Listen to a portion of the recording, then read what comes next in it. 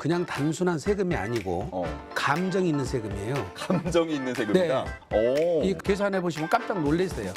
그럼 배우자한테 12억을 주려면 시간이 얼마 걸릴까요? 20년. 그게 잘못 계산된 거지. 잘못 알았다가는 오히려 손해를 볼 뻔했어요. 당연합니다. 그러니까 내가 죽는 타이밍이 굉장히 중요해요. 예, 가산세만 한 90%예요.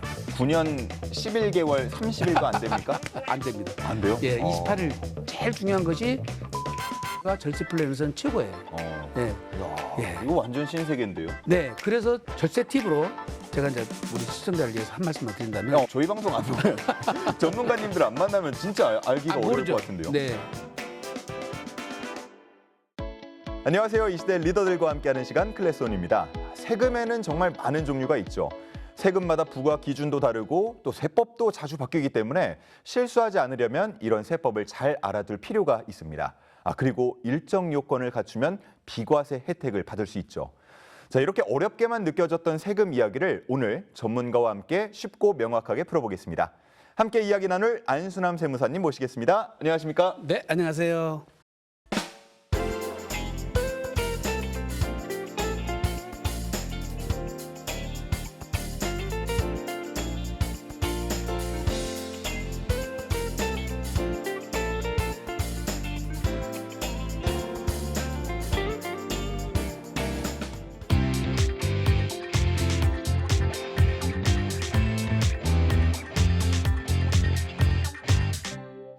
오늘 이렇게 또 만나 뵙게 돼서 영광입니다. 네, 감사합니다. 네, 오늘 세무사님과 여러 가지 얘기를 하게 될 텐데 제가 또 뉴스를 진행하는 입장에서 네. 가장 많이 다루는 세금 중에 하나가 바로 상속세이거든요. 예, 예. 이 상속세 때문에 뭐 가족의 분쟁이 일어났다, 뭐 관계가 깨졌다 여러 가지 네. 얘기가 나오는데 네. 저는 이제 뉴스를 통해서 보지만 네, 네. 현장에서 그런 걸 직접 많이 목격하셨나요? 그러니까 상속세하고 증여세는요, 그냥 단순한 세금이 아니고 감정이 있는 세금이에요. 감정이 있는 세금이다. 네. 오. 이 가족 간의 감정 처리가 잘못돼 버리면 예. 가족의 불화가 생겨버리고 형제 간의 우애가 깨져버리고 갈등이 조장되지 않습니까? 특히 강남 같은 데서 요즘에 경매 나온 물건들이 있는데 예. 그게 뭐 이자 못 내서 경매 나왔겠어요? 예. 공동상속인들 간에 합의가 안 이루어지니까 공유물 분할 청구 소송을 내게 되는데요. 공유물 분할 청구 소송을 내면은 건물을 잘라줄 수가 없잖아요. 그렇죠. 경매로 팔아가지고 현금화 시켜서 그걸 나눠주는 거거든요. 와. 그래서 증여세, 상속세는 네. 감정이 담긴 세금이다. 세금이다. 네. 와, 이런 표현 처음 들어봤어요. 네, 제가 늘 느끼지만은 이거는 단순히 세금 문제가 아닙니다. 그렇군요. 네. 자, 그러면 어떻게 준비를 해야 우리가 가족의 또 평화도 지키고 네. 절세도 할 수 있을지 하나하나 좀 얘기를 해보려고 하는데 네, 네. 일단 상속세라고 하면 네, 이게 구체적으로 뭐 어느 것부터 어디까지가 부과가 되는 건지 궁금하거든요. 네. 우선 재산적 가치가 있는 것들은 음. 다 세금 부과 대상이라고 보시면 돼요. 어. 예. 그래서 통상적으로 우리가 등기나 등록된 재산들도 있고요. 예. 그 중에 대표적인 것이 이제 부동산, 그렇죠. 예금, 음. 주식, 음. 이제 이런 것들이 대표적인 것들이겠지만은 등기나 등록되지 않은 것 중에서 보이는 것들 중에 현금, 그림도 있어요. 그림. 야, 달러도 가치가 있고, 높은. 네, 음. 금도 있고. 사실은 사실은 이제 이런 것들은 포착이 잘 안 되는 것들이지만, 예. 이런 것까지 포함해서 고인께서 남기신 재산들은 모두 상속세 부과 대상이다 이렇게 보시면 되고요. 예. 다만 이제 일신 존속적인 거라고 해가지고 뭐 의사라든지 변호사라든지 세무사라든지 이런 네. 자격증은 사람이 죽으면 그 자격도 사라지는 거거든요. 자격증. 예. 그렇습니다. 이제 그런 것들은 부과 대상이 아니죠. 이 상속세라고 하면 일단은 가족을 잃은 아픔 때문에 마음이 한번 무너지겠지만 그렇죠. 이 돈을 세금을 내야 할 때가 되면 네. 세율이 너무 높아서 네. 한 번 더 마음이 무너진다라는 분들도 있더라고요. 우리나라의 상속세율이 그렇게 높은 겁니까? 우선 기본적으로 현행 상속세가 1997년도에 도입돼 가지고 그러면 시행되기 한 시작했습니다. 30년 된 30년 가까이 시행되고 있는데 제일 중요한 것은 이제 공제하고 예. 상속세 세율일 구간이잖아요.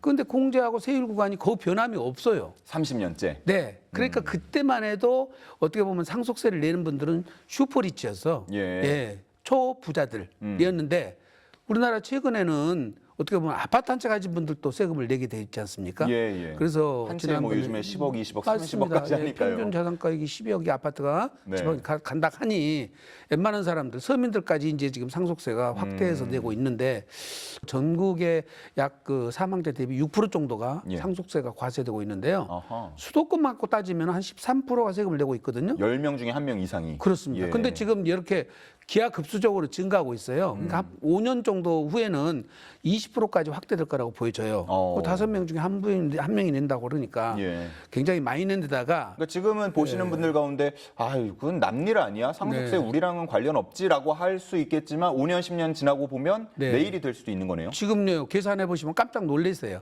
그리고 우리나라 상속세 세율은 최고 30억 이상부터는 예. 50% 세율을 갖고 있거든요. 50%. 근데 이제 일본 세율이 우리보다 조금 더 높아요. 55% 정도인데 예.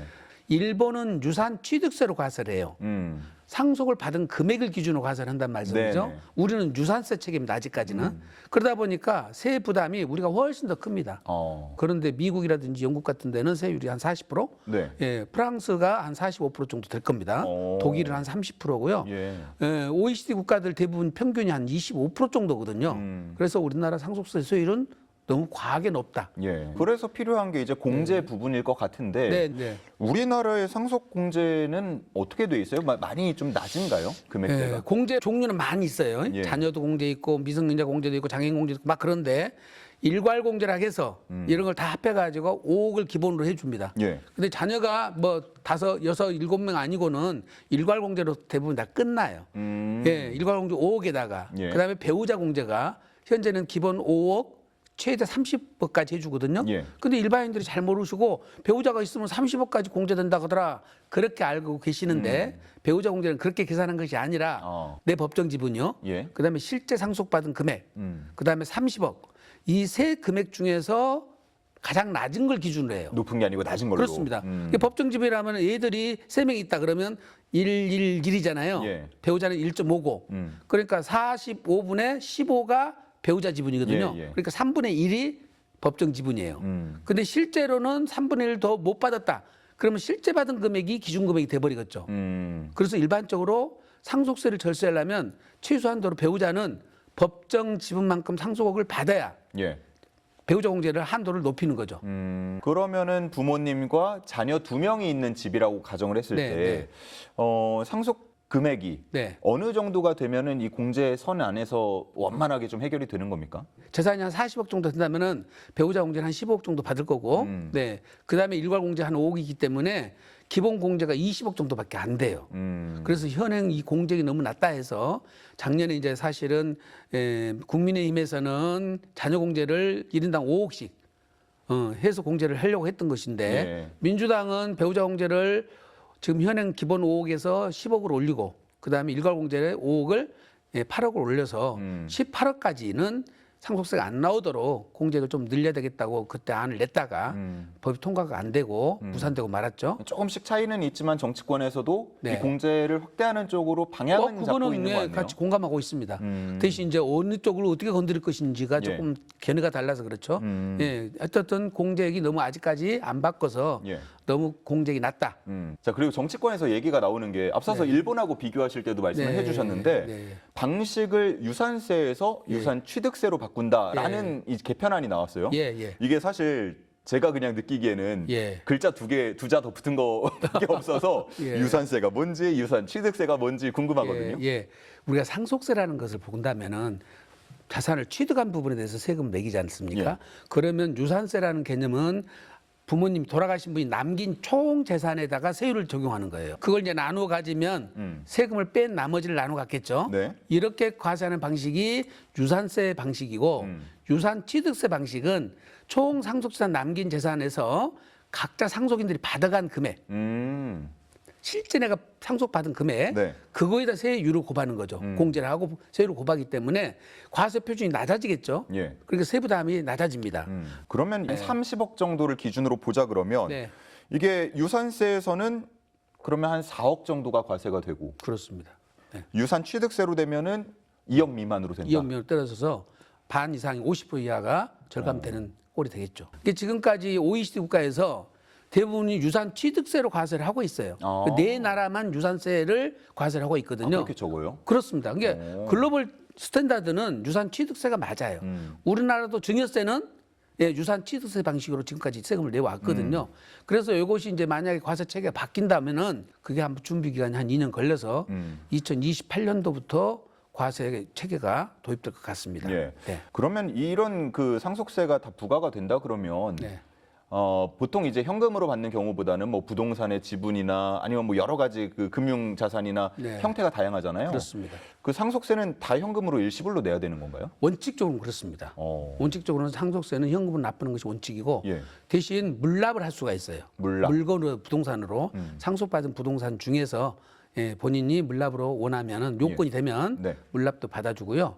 이제 또 연부연납이라고 해서 10년에 걸쳐서 11번에 나누어 물도록 하는 연부연납 제도라는 것도 있습니다. 예. 물론 연부연납을 할 때는 이제 이자 상당을 물어야 돼요. 1년에 한 3.1% 정도 이자가 추가해서 내게 되는데 예. 제일 중요한 거는 6개월 이내에 현금 납부가 원칙이라는 겁니다. 6개월이요? 예. 이게 뭐 어느 정도 뭔가 건강이 악화가 되는 과정을 옆에서 지켜보거나 해서 준비가 된 상황이면 네. 미리미리 어느 정도의 그 대비를 좀 할 수가 있겠지만 네. 준비가 되지 않는 상황에서 우리가 가끔은 가족을 떠나보내는 일도 있지 않습니까? 예. 그런 상황에서 6개월은 굉장히 빠듯할 것 같은데요. 당연하죠. 예. 그래서 이런 때를 대비해서 미리미리 뭐 증여를 해놓는다? 네. 이런 얘기도 들어본 것 같은데 그러니까 지금 사실은 어떻게 보면은 상속 재산이라는 것이 돌아가실 때 한꺼번에 평가돼서 지금 유산세 방식이든 유산 취득세 방식이든 한꺼번에 세율이 적용되다 보니까 세부담이 커지잖아요. 그렇죠. 근데 사전 증여를 하게 되면은 증여를 받은 금액을 기준으로 세금이 부과되니까 또 수증자별로 세금을 또 낼 수가 있고 그다음에 사전 증여는 꼭 상속인만 증여하는 게 아니잖아요. 예. 네, 며느리 사이한테도 줄 수도 있고 그다음에 손자녀한테도 미리 줄 수가 있거든요. 그래서 그렇게 되면은 세율 구간이 낮아지기 때문에 세액 부담이 완화돼요. 그래서 사전 증여를 활용하는 것이 상속세 절세 측면에서는 굉장히 중요합니다. 예. 그다음에 더욱이 이제 사전 증여한 거는 10년 이내에 이제 돌아가셔 버리면 합산이 되거든요. 상속재산이 다시 합산되기 때문에 미리미리 줘서 10년이 경과되면은 증여세만 내고 상속세에서는 합산이 안 되죠. 그럼 어떻게 보면 조금 내가 건강할 때부터 준비를 해야 되는 거네요. 당연합니다. 근데 이게 뭐 받는 분 입장에서야 미리미리 뭐 준비를 해서 물려주시고 한다 그러면은 네. 뭐 나쁠 게 없지만 네. 내가 만약에 줘야 되는 입장이라 그러면 네. 사실 미리부터 준다 이게 좀 세금을 아끼는 건 좋긴 한데 네. 예, 쉽지는 않을 것 같거든요. 중요한 거는 요즘에 노인네들끼리 같이 노인정에서 나눈 대화가 예. 우리 죽기 전에 절대 자식들한테 먼저 주지 말자. 그러니까요. 예. 힘 빠진다고 그러시잖아요. 그러니까 다 주라는 뜻이 아니에요. 왜냐하면 이제 그거를 주시려면은 최소한도로 내가 10년마다 이렇게 증여를 해야 절세 플랜이 효과가 있거든요. 예. 10년마다 증여를 해주면 리셋이 돼요. 공제도 다시 받고 세율도 10년마다 적용이 되니까 가장 낮은 세금을 낼 수가 있다는 거죠. 이제 그렇게 되면 내가 60대다 그러면 내가 기대 수명을 90세로 보면은 60대 한 번, 70대 한 번, 80대 한 번, 세 번 증여하고 90대 때 나머지 갖고 있다가 상속으로 가는 것이 예. 가장 절세하는 플랜이에요. 예, 밀당이 좀 필요하네요. 그렇죠.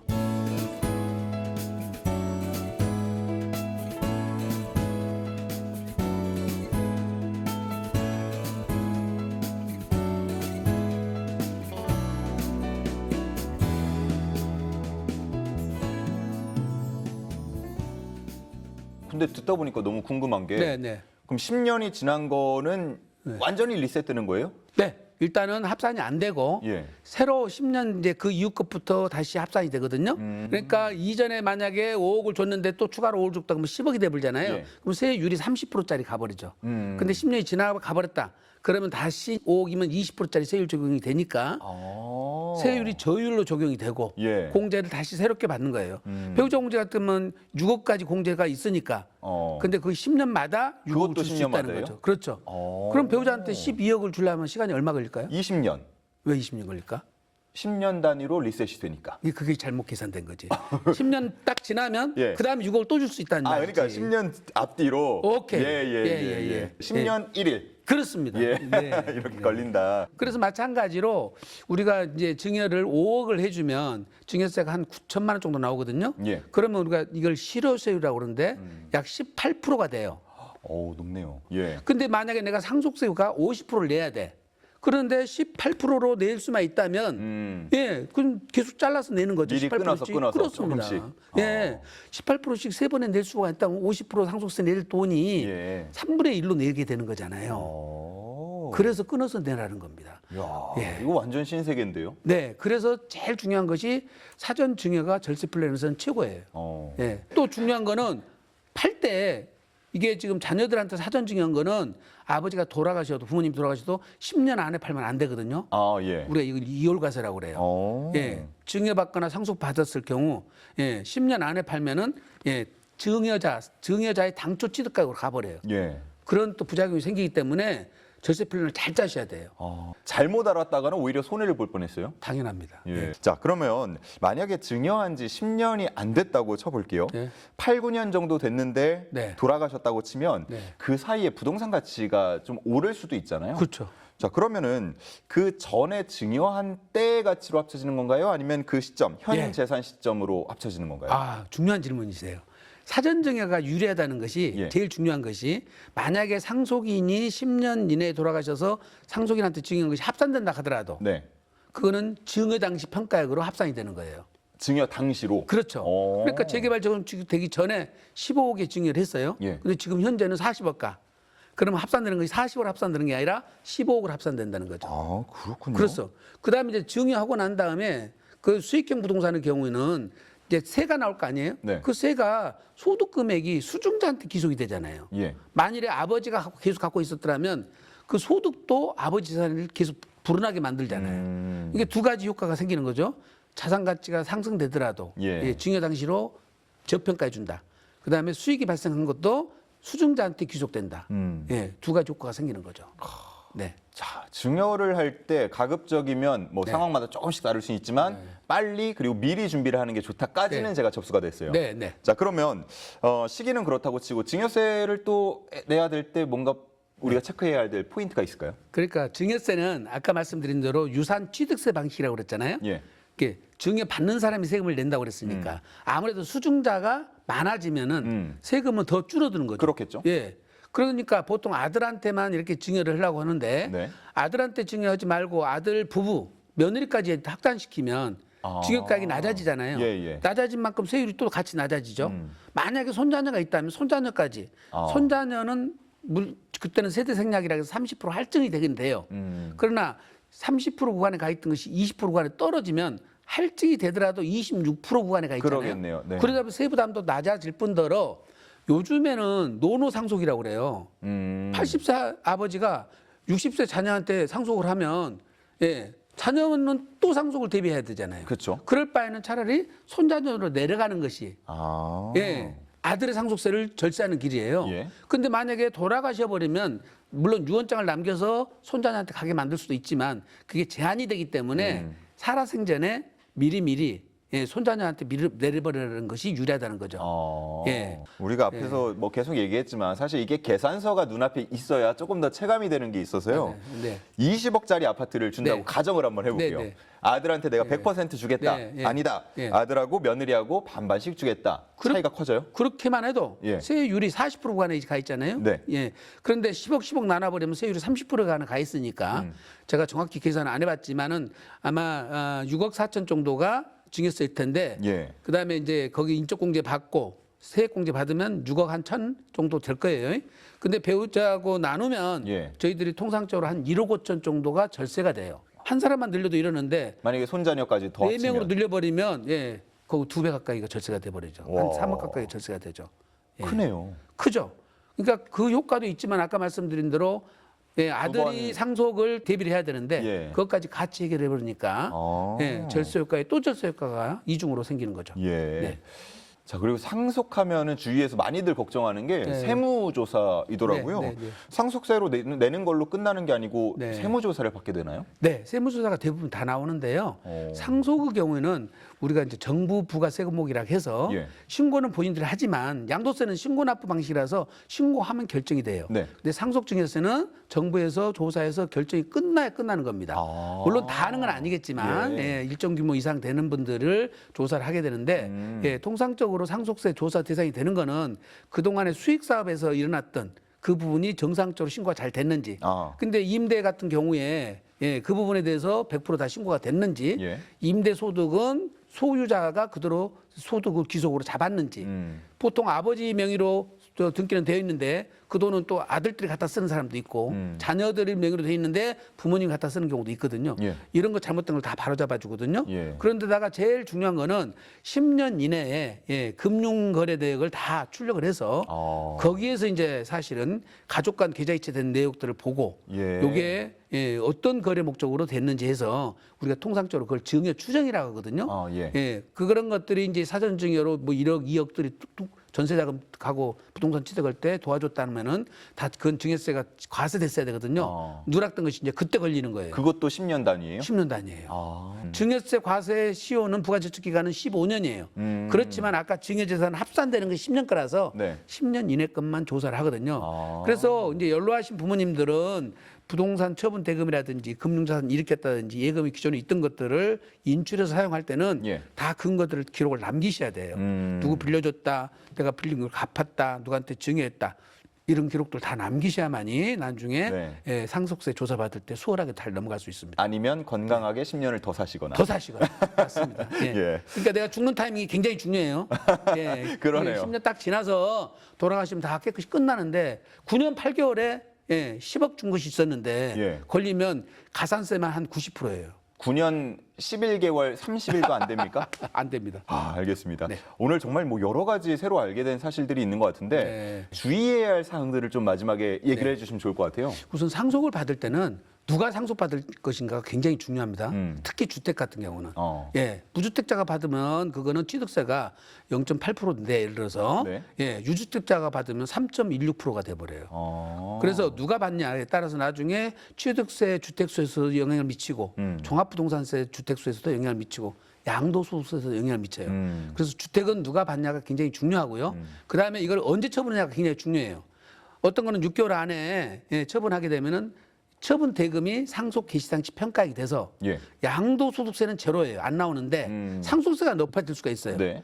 그러니까 상속세하고 양도소득세하고 비교를 해서 처분 시기를 결정해야 됩니다. 이거는 뭐 부동산 가액이나 아니면은 네. 상속 재산의 규모에 따라서 달라질 어떤 수가 게 있죠. 유리할지가 달라지겠네요. 그렇습니다. 그렇습니다. 예, 그다음에 이제 그 상속세 받으면서 평가도 중요하죠. 예. 기준시가로 평가할 것이냐, 감정평가를 할 것이냐. 왜냐하면 나중에 팔 때 양도세에 영향을 미치기 때문에 특히 상속세가 미달되신 분들 예, 어디서 그 저기 인터넷에다가 물어보면은 상속세 신고할 필요 없다고 그러는데 예. 반드시 신고하셔야 됩니다. 왜냐하면 이게 상속재산가액이 평가액이 나중에 양도할 때 취득가액이 된다고 그랬잖아요. 예. 만약에 신고를 안 해버리면 개별 공시지가로 평가를 해서 저평가돼 있어요.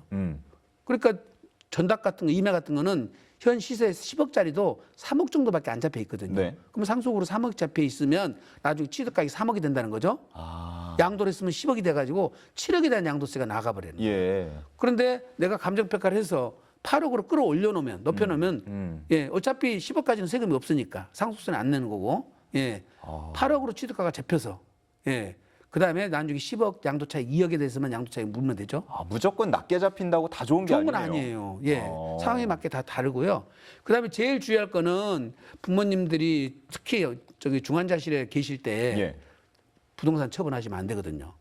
예. 근데 뭐 이거를- 병원비도 내야 되고. 그러니까 돈이 필요해서 예. 하시는 경우도 있고 부모님 거 돌아가신 다음에 처분하려면 복잡하니까 미리 처분해가지고 현금 사전증여 좀 해고 예. 그러면 뭐 국가에서 어떻게 알겠냐 이제 이렇게 생각을 하시는데 아까 보신 것처럼 10년 이내가 다 추적당한다고 그랬잖아요. 그러면 이것을 사전증여 했다가 나중에 그 걸리면은 양도세 맞고 증여세 맞고 상속세 맞고 삼중으로. 예, 저희 회사에 오신 분 중에 한 분은 예, 70%가 세금으로 뺏긴 경우를 봤어요. 예, 양도 상속 증여를 예, 70% 맞으니까 30%밖에 안 남잖아요. 순간의 선택들 때문에 차이가 굉장히 커지겠네요. 그렇습니다. 그래서 예, 조금 기대 수명이 많지 않으신 분들 미리서 사전에 양도하시는 거는 꼭 전문가한테 상의하고 예. 절세 플랜을 충분히 짜고 예, 대비책을 갖고 하셔야 됩니다. 마지막에 그런 경우에 네. 돌리는 건 불가능한가요? 이거 제가 알고 보니까 세금이 너무 많이 나온 것 같아서 안 돼요, 그건 안 돼요. 다 확정됐어요. 한번 일단 내면 네, 끝인 네, 거예요? 네.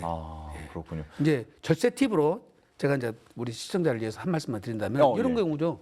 부모님이 어차피 그것이 양도세가 30년 이상 갖고 있었으면 30% 가까이 나오거든요. 양도세가. 네. 그러면 잔금을 20% 정도를 받지 말고 계약을 하고 중도금까지 받고 잔금은 아버지 돌아가신다 받겠다. 예. 이렇게 되면은 상속세만 내는 거예요. 양도세를 안 내고 한 가지 세금만 내게 되죠. 이거 어차피 다 받아봐야 양도세 내고 말 거를 상속세 한 번만 내고 그때는 양도로 안 보기 때문에 절세 팁이죠. 이런 거는 예. 저희 방송 안 보면 전문가님들 안 만나면 진짜 알기가 어려울 모르죠. 것 같은데요. 네, 이것도 이제 계약서를 어떻게 쓰냐에 따라 달라지니까 예. 이걸 꼭 전문가 또 도움 받으셔야 됩니다. 아, 그렇군요. 네. 알겠습니다. 오늘 이렇게 저희가 첫 시간을 통해서 증여랑 또 상속세에 대해서 배워봤는데 네. 일단은 남 얘기 같이 느껴지는 부분도 없지 않아 있었습니다만 네. 일단은 많이 알게 됐어요. 네. 힘이 되는 것 같습니다. 네. 네. 가장 중요한 거는 아는 만큼 보인다. 아는 만큼 보인다. 네. 좋습니다. 네. 부동산과 관련한 세금도 관심이 굉장히 높은데 당연히 양도소득세에 대한 부분 그리고 취득세 관련된 부분 잘못 알고 계셔가지고 황당한 세금 과세받는 사례가 너무 많습니다. 양도소득세 쪽으로. 세법 이렇게 만들면 안 되는 거예요. 그런 옥지가 어딨냔 말이야. 복잡하네요. 복잡해. 예. 6억에서 9억 사이가 2%라고 알고 계시는데 2%가 아닙니다. 그럼요. 조심하셔야 됩니다. 만약에 1주택이 아니라면 취득세 중과세까지 돼버리기 때문에 예. 그럴 때는 그럼 어떻게 해야 돼요? 이거 헷갈리면 큰일 나요. 근데 그거 할 때도 주의할 점이 그렇게 있었네요. 그럼요. 구분하는 법이 있거든요. 그대로 가면 세금이 훨씬 많이 내요. 그럼 주택 쪽에다 내가 또 많이 하고